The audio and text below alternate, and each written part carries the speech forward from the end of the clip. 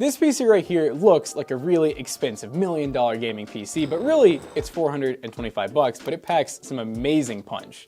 Featuring an RTX 2070 and a Xeon combo that makes for an awesome 1080p medium-high settings gaming PC, we're gonna show you guys what this build's all about after a word from today's sponsor. One of the best ways to improve your price to performance ratio on a PC build is by shopping secondhand. And today's video sponsor, Jawa.gg, is one of our favorite websites for buying used hardware. Jawa is an online community-driven marketplace where gamers buy and sell all sorts of PC hardware and peripherals at amazing prices. The best part is you can even buy full builds, and the gaming PC section is full of solid deals on aesthetically pleasing and performance-driven systems. If you're looking to build your own system though, don't worry, because the component section of the site is packed full of deals. You can find things like this EVGA RTX 3080 Ti for just $450, or even this Asus RTX 2080 Ti Dual for just $280. The best part is Jawa will also buy CPUs and GPUs directly from customers. This is perfect for offsetting the cost of that new upgrade you've been eyeballing. With instant quotes and a quick turnaround time, it's super convenient. If you're interested in doing some shopping on the #1 site to buy and sell gaming computers, GPUs, consoles, and all your gear, head over to Jawa today and be sure to use code TOASTY10 when checking out. Big thanks to Jawa for sponsoring today's video. Now, let's get back to it. So this build is just all about stupid good price to performance. And so we started with an AliExpress combo that I got for $71.63, and it is right here inside of this motherboard box. So it's one of the Mougol motherboard boxes, I hope I'm saying that right, that's gonna come with 3 different things. We got the version that actually has a Xeon CPU. The specific CPU, and I'm gonna read straight from this, is the E5 2680, which is a 14-core, 28 threads, the V4, and the version does matter because that does usually add some cores and threads. But as you can see, these boards are basically, we call them almost like recycled chipsets. So the board is new, but then a lot of times some of the circuitry and chips on it will be older from, OEM boards. So they're not like necessarily crappy by any means. And then this is an OEM Intel Xeon. You can tell just because it looks old. It's been in a server before more than likely. 14 cores, 28 threads, you definitely don't need all those. It's more of a bragging right. Realistically, most games like strong individual cores. So yeah, you don't need all these, but you do also get 2 sticks of RAM. It's actually DDR4 ECC, 2133 megahertz, and 16 gigs total, dual channel, pretty important. You do have 4 slots for RAM. You actually have an NVMe slot, which I believe I actually decided to go with for this. Yeah, thank you, Jonah. This is the MP33 NVMe SSD from Team Group. So we're actually gonna put that to the test. Hopefully we don't have to use a 2.5-inch drive, but we got them on backup just in case. And we actually did end up going with a cooler. So these boards don't like ever come with coolers. I mean, you can sometimes find them where they come with a cooler, but it usually adds a decent amount to the price. So we actually got a ThermalRight. This is the Assassin King 90. So these you don't necessarily have to get from AliExpress. And we were able to pick up this cooler on Amazon for $23.80. So not too bad. The most important part is finding mounting. You actually need LGA 2011 mounting. And as you can see, the board does come with the bracket, which is also pretty important because it's going to use a latch style mounting. Now for the GPU, coming in at $170, we got the RTX 2070, which is a very underrated GPU and will pair very nicely with our Xeon combo we have here. RTX 20 series is kind of underrated on the used market right now, and whether you're going with a budget 2060 or going all the way up to a 2070 or 2070 Super, you're getting really good bang for your buck when buying used. And for the power supply, I mean, Segotep, 650 watt, GN650, 80 plus gold, 650 watts, more than enough power for this build, and it's our go-to power supply for PC Bros, our PC selling business where you can buy this PC and many others. Use code TOASTYBROS on checkout, you'll save 3% on your next purchase. But yeah, there's an awesome power supply that has plenty of watts for this PC build. Now, this is what I'm very excited about, the case, which we ended up paying $24.49 for this case, with free shipping from AliExpress. This is the Pado Mini Micro ATX case. Our viewers on Twitch were really hyping this thing up. Jackson pulled the trigger on it, and it took a month to get here. But when we're talking under $30 for a case with free shipping, I think right now it's up to $30 with free shipping still, but it's a modern style case. It's supposed to be like that fish tank style looking case for that price point, and I think does it come with fans? Or is it supposed to come with some fans? No fans? Okay, so then that's why we have these RGB fans from Vetroo, which we will add to this build. We'll go ahead and open it up. I'm excited to see what this looks like because, yes, you have to wait a month for it to arrive, and now it's pretty common for the reviews. But if it looks anything like, let's say, an Aqua 3 for almost half the price, I mean, that's awesome. Adding fans gets it close to Aqua 3 pricing, but regardless. So let's go ahead and open her up here and see what's inside. It showed up in good condition. It wasn't like double boxed or anything, but this thing probably had a wild journey to get here, and Jonah, it kind of looks like an Aqua 3 without the ventilation on the bottom. So we got tempered glass all the way around, no fans installed. That's one reason why this is cheap. But I'm wondering, how the heck are they shipping this from China for free shipping and selling it for $24 or $30? Because the shipping has to be at least like 10 to 15 bucks. So are these things like $5 to manufacture or something like that. Like, I have no idea. But we'll go ahead and open it up and look at it because this is kind of the star of the show here. In the back, we have, well, a basement. We got a good room for cable management. We got the tempered glass.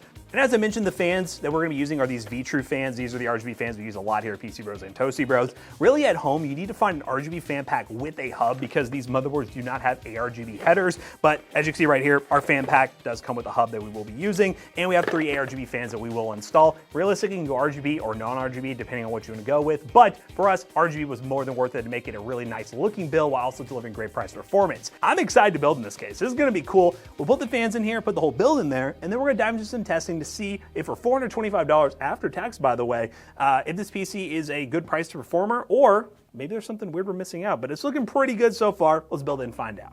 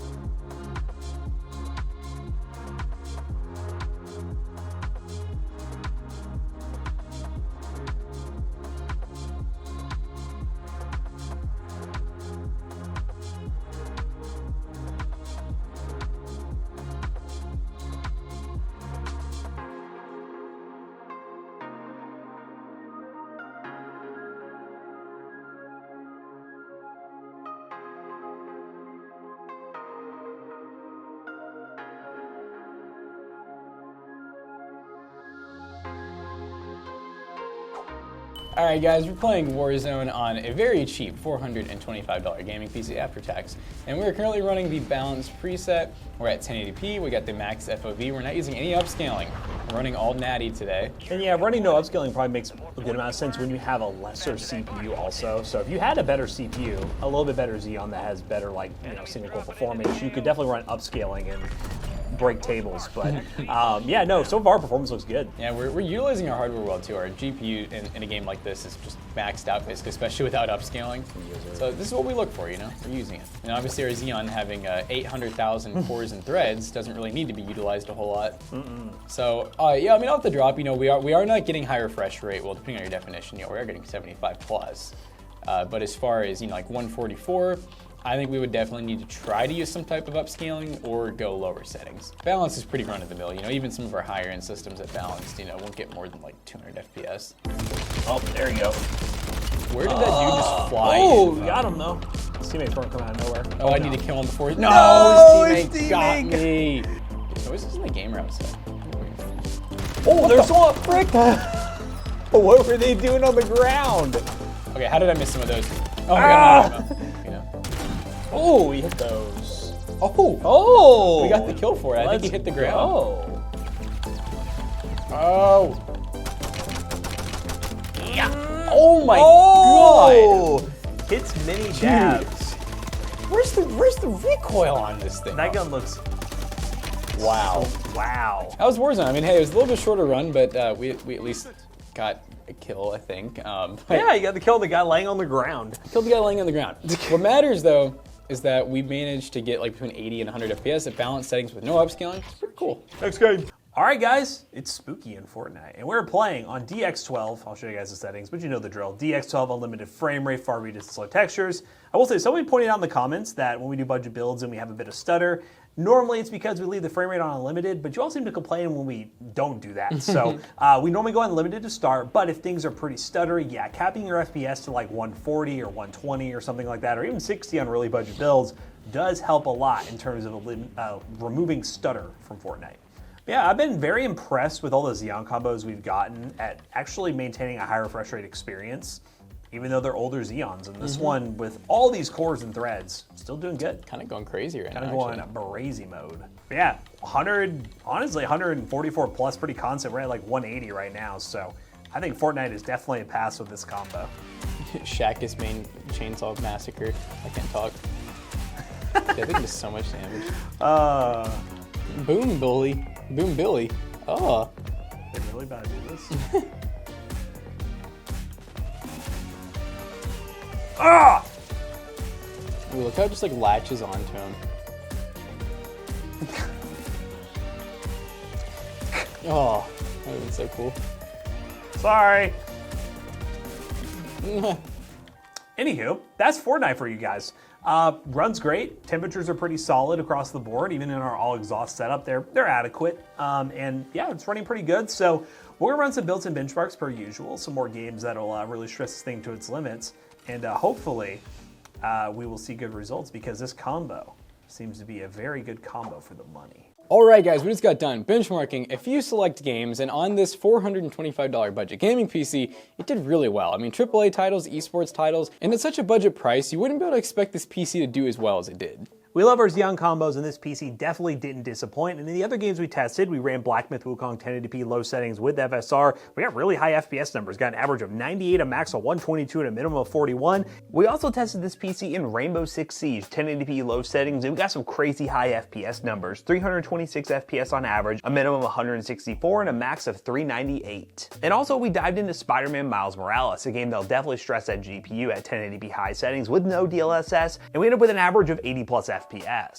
And of course, we had to run our 3D Mark score, which ended up being a score of 8,652, which is a 5 cent per point score, showing this thing has great price performance at $425. And yeah, the 2070 with the Xeon combo works absolutely great, and 1080p gaming is no problem. So if you're gonna build this gaming PC yourself, check those links down below. They will be affiliate links, and they will help us out. Let us know what you think of this PC in the comments down below, and would you consider picking one up for your next PC build? So as always, we hope you guys enjoyed today's video. If you did, check out our other 2 YouTube channels, and also our twitch.tv/ToastyBros, and do not forget to like, comment, and subscribe. And we won't see you guys in the next one. This is it. If you guys didn't know, our original Instagram got banned, so we made a new one. It is now ToastyBrosTech, so make sure you go follow it because we would really appreciate that. If you like Instagram, follow us on ToastyBrosTech. Instagram, it's great. It's called photos and video and a bunch of stuff. If you guys haven't heard of it, links down below. See you guys later. Goodbye.